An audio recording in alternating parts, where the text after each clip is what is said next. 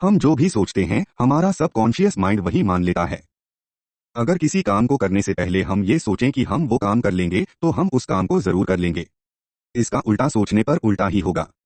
इतिहास में बहुत से ऐसे लोग हुए जिन्होंने सबकॉन्शियस माइंड पर जीत हासिल कर बड़े बड़े काम किए हैं। इनमें से एक नाम है स्कॉटलैंड के surgeon doctor James S daily. Operation से पहले वे अपने मरीजों को यह यकीन दिलाते थे कि वे उन्हें जरूर ठीक कर देंगे।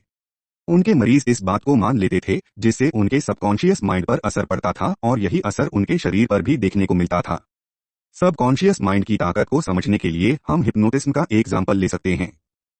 आपने देखा होगा कि कुछ जादूगर लोगों को हिप्नोटाइज करके उनसे कोई भी काम करवाते हैं। वे ऐसा इसलिए कर पाते हैं क्योंकि वे उनके कॉन्शियस माइंड को यकीन दिलाते हैं कि अब वे उनके वश में हैं। इसके बाद उनका सबकॉन्शियस माइंड इस बात को मान लेता है और वे वही काम करते हैं जो उनसे कहा जाता है। आप खुद अपने सबकॉन्शियस माइंड का इस्तेमाल कर इससे कुछ भी करवा सकते हैं। आप जो भी काम करना चाहते हैं सबसे पहले अपने आप को यकीन दिलाइए कि आप वो काम कर सकते हैं। इसके बाद बचा हुआ काम आपका सबकॉन्शियस माइंड कर देगा। एक बार एक राजा थे। उनके पास एक जादुई तलवार थी। उस तलवार को लेकर वे जब भी किसी से युद्ध करने जाते तो जीत कर ही वापस आते थे। एक दिन उनकी वो तलवार खो गई और वे निराश हो गए। उन्हें लगा कि अब वे कोई भी युद्ध नहीं जीत पाएंगे और अपनी प्रजा की हिफाजत नहीं कर पाएंगे। उन्होंने अपने मंत्रियों को बुलाया और कहा कि जो भी उस तलवार को ढूंढ कर लाएगा उसे इनाम दिया जाएगा। 2 दिन के बाद उनके एक मंत्री ने वो तलवार उन्हें ढूंढ कर दे दी।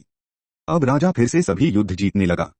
5 साल बाद राजा के एक मंत्री ने उन्हें बताया कि वो तलवार नकली है। असली तलवार तो तहखाने में मिली। अगर वो तलवार नकली थी तो राजा नकली तलवार से सभी युद्ध कैसे जीत पाए? जादू तलवार में नहीं था, उनके सबकॉन्शियस माइंड में था। जब वे सोचते थे कि तलवार के होने से वे सभी युद्ध जीत जाएंगे तो वे जीत कर ही वापस आते थे।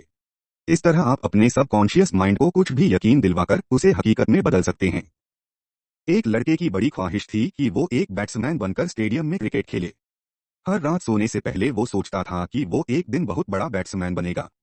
वो एक मिडिल क्लास फैमिली का लड़का था जिसके परिवार वालों की सोच थी कि उसे पढ़ लिख कर एक अच्छी नौकरी करनी चाहिए। लेकिन फिर वो हर रात अपने आप को स्टेडियम के बीच खड़ा हुआ देखता था। आज उस लड़के को हम सचिन तेंदुलकर के नाम से जानते हैं। अपने सपनों के बारे में हर रोज सोचकर हम उसे हकीकत में बदल सकते हैं। सफलता पाने के लिए सफलता के बारे में सोचते रहना और पॉजिटिव सोच रखना ही काफी है। अपनी सोच अच्छी रखने का एक तरीका है कि आप जलन करना छोड़ दीजिए। अगर आप किसी से जलन करेंगे तो आपको लगेगा कि वो आपसे आगे है और अंदर ही अंदर आप अपने आप को छोटा समझने लगेंगे। इसलिए आप इसका उल्टा सोचिए। आप सोचिए कि सभी लोग आगे बढ़े और तरक्की करें। दूसरों के बारे में अच्छा सोचने से आप खुद के बारे में भी अच्छा सोच पाएंगे और अपने सबकॉन्शियस माइंड को यकीन दिला पाएंगे कि आप सफलता हासिल कर सकते हैं। एग्जाम्पल के लिए आप एक फार्मासिस्ट को ले लीजिए जो अपने काम से बहुत प्यार करता था और खुद की एक दवाई की दुकान खोलना चाहता था, लेकिन पैसे ना होने की वजह से वो ऐसा नहीं कर पा रहा था। एक दिन वो एक चेन स्टोर में काम करने चला गया और खूब मेहनत से काम करने लगा। धीरे धीरे वो वहां का मैनेजर बन गया और उसके पास इतने पैसे हो गए कि उसने खुद की एक दवाई की दुकान खोल ली। क्या आप कभी कभी तय नहीं कर पाते कि आपको कोई काम करना चाहिए या नहीं? क्या कभी कभी आप दो रास्तों के बीच खड़े होते हैं और फैसला नहीं कर पाते कि किस पर चलना है? अगर हाँ तो सबकॉन्शियस माइंड इसमें आपकी मदद कर सकता है। एक बार एक महिला को किसी दूसरी कंपनी से एक नौकरी का ऑफर आया जहां उसे दोगुनी सैलरी पर काम पर रखा जा रहा था। वो फैसला नहीं कर पा रही थी कि उसे वो नौकरी करनी चाहिए या नहीं। तो उसने ये काम अपने सबकॉन्शियस माइंड पर छोड़ दिया। वो महिला ध्यान करके सो गई और अगली सुबह उसे ये लगा कि उसे वो नौकरी नहीं करनी चाहिए। कुछ महीनों बाद वो कंपनी बैंकरप्ट हो गई और बंद हो गई। इस तरह से आपका सबकॉन्शियस माइंड आपको सही रास्ता दिखा सकता है। सबकॉन्शियस माइंड से आप अपने लिए एक अच्छा पार्टनर भी ढूंढ सकते हैं। आपका सबकॉन्शियस माइंड ये फैसला लेने में भी आपकी काफी हद तक मदद कर सकता है। आप अपने मनचाहे पार्टनर की खूबियों के बारे में सोचते रहिए। आपका जो पार्टनर होगा फिर आप देखेंगे उसमें वो बहुत सारी खूबियां हैं जो आपने पहले ही सोची थी वर्टिकल बार।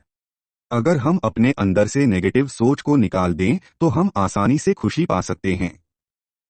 खुश रहने के सारे तरीके आपको अपने अंदर ही मिलेंगे।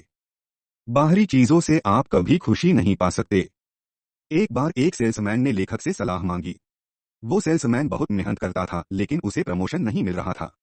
वो मन ही मन अपने बॉस को बुरा भला कहता रहता था। वो सोचता था कि उसका बॉस उससे नफरत करता था इसलिए वो उसे प्रमोशन नहीं दे रहा था। लेखक ने उसे अपनी सोच बदलने की सलाह दी। उस सेल्समैन ने अपने बॉस के बारे में अच्छा सोचना शुरू किया और रोज उनसे उनकी सेहत के बारे में पूछता रहता था। एक दिन उसके बॉस ने उसे बुलाया और उसे सेल्स मैनेजर बना दिया। साथ ही में उसकी सैलरी भी बढ़ा दी गई। खुश रहना आपके हाथ में है। आप अच्छी सोच रखकर खुशी पा सकते हैं। कभी कभी हम अपनी किसी गलती के लिए खुद को माफ नहीं कर पाते और अपने आप को ही सजा देते रहते हैं। अपने दुख को अपने रास्ते से हटाने के लिए हम अलग अलग रास्ते अपनाते रहते हैं और कभी कभी नशे का सहारा लेते हैं। ये आदतें दुख और बीमारियों को न्योता देती हैं। इनसे छुटकारा पाने के लिए सबसे पहले आपको अपने आप को माफ करना होगा। आप अपने अंदर से गलत भावनाओं को और नेगेटिव सोच को बाहर निकालिए। धीरे धीरे आप देखेंगे कि आप अपने दुख से आजादी पा रहे हैं और एक अच्छी जिंदगी की तरफ बढ़ रहे हैं। आपने जिंदगी में जो कुछ भी चाहा है वो आपको डर के उस पार मिल जाएगा। डर सिर्फ एक भ्रम है जो आपको सच्चाई नहीं देखने देती। एक बार एक आदमी की सीए की परीक्षा थी। परीक्षा के 25 दिन पहले वो बहुत डरने लगा कि अगर वो फेल हो गया तो क्या होगा। उसे डर लगने लगा कि अगर वो फेल हो गया तो लोग उसके बारे में क्या सोचेंगे। इसी डर की वजह से उसने फैसला किया कि वो परीक्षा नहीं देगा। इस पर उसके पिता ने उसे बहुत समझाया। उन्होंने कहा कि अगर वो परीक्षा दे देगा तो कम से कम वो कोशिश तो करेगा। हारना या जीतना बात की बात है, लेकिन हम कोशिश भी ना करें ये तो गलत बात है।